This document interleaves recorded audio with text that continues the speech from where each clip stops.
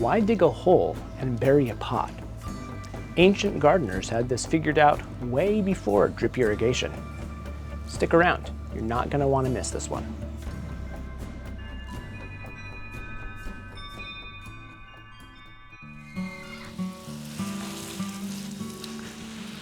Now, there's nothing wrong with watering the old-fashioned way, but today we're going to talk about an even older-fashioned way of watering.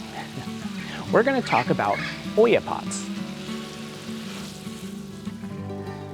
Now, Ollas are unglazed clay pots that slowly release water into the soil. This is a traditional Olla here. Ooh. And these are a slightly more modern take on the idea.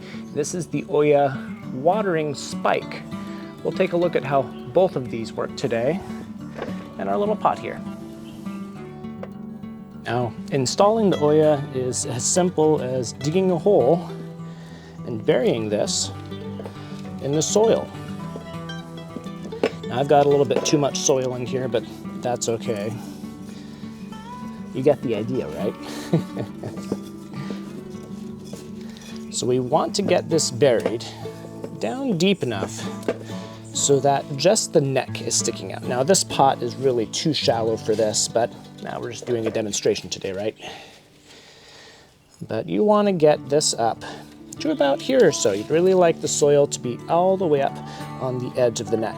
Of course, you don't want to completely bury your Olla. You want to make sure that the top is exposed so that you can still open it and fill it with water every once in a while. All right, now next up, we have these self-watering spikes. Now, you need to be very careful with these spikes when you put them in the ground. I've seen people take them and try to jam them into the ground like this.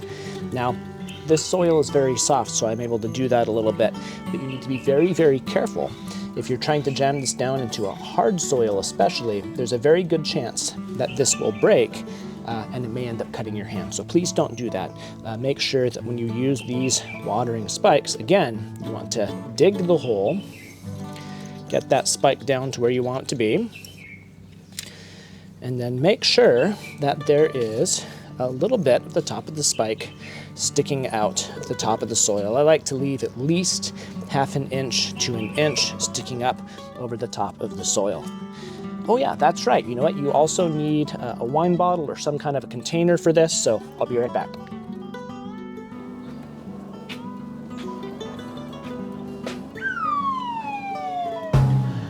I got the empty wine bottle.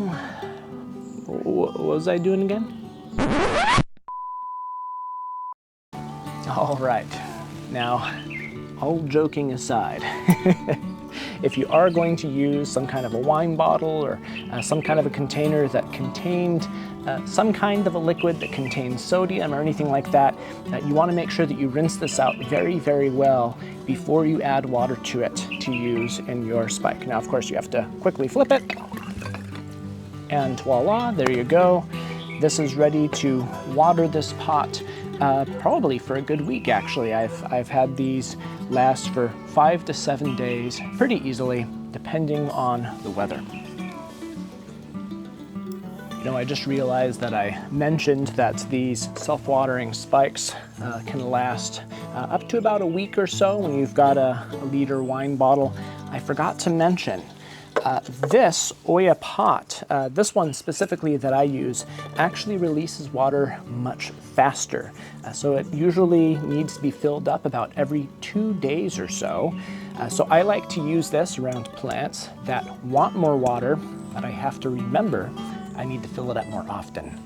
On the other hand, if I have something that doesn't mind a little bit less water, slower drinker, this works just fine for me. Now, if you want to try this ancient hack in your own garden, I have the links in the description for where I purchased these. Now, they are affiliate links, which means that I earn a small commission anytime that you purchase these through the link, but it's at no cost to you. Alrighty, everybody, that's it for today.